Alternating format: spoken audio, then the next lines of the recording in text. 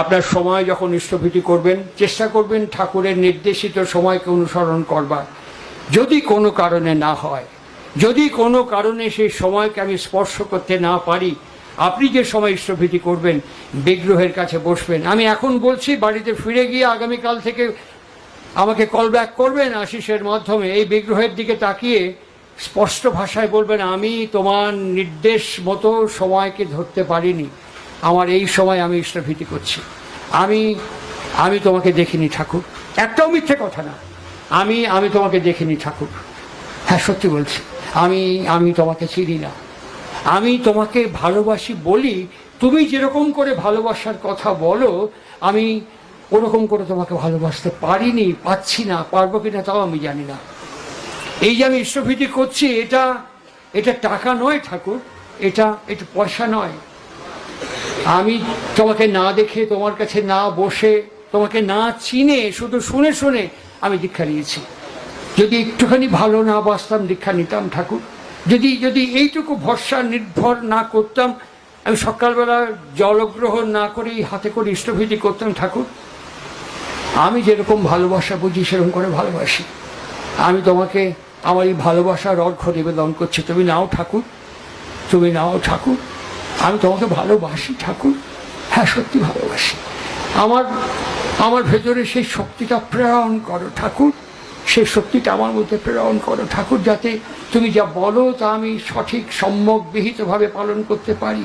আমাকে সে শক্তিটা দাও। তুমি আমাকে নাম করতে বলেছো, আমি করতে পারি না ঠাকুর, চেষ্টা করি কিন্তু ভুলে যাই।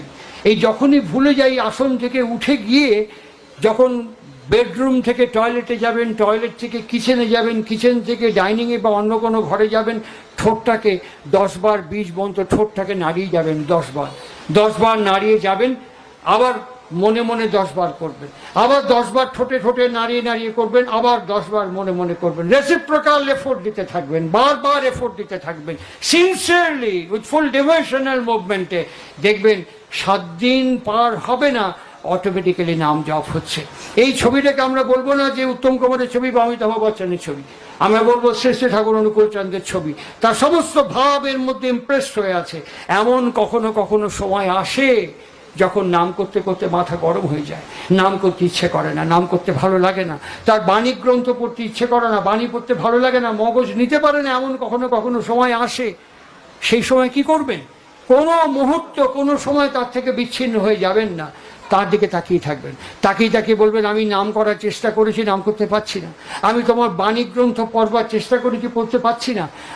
আমি তোমার কথা ভাবার চেষ্টা করেছি, ভাবতে পারছি না।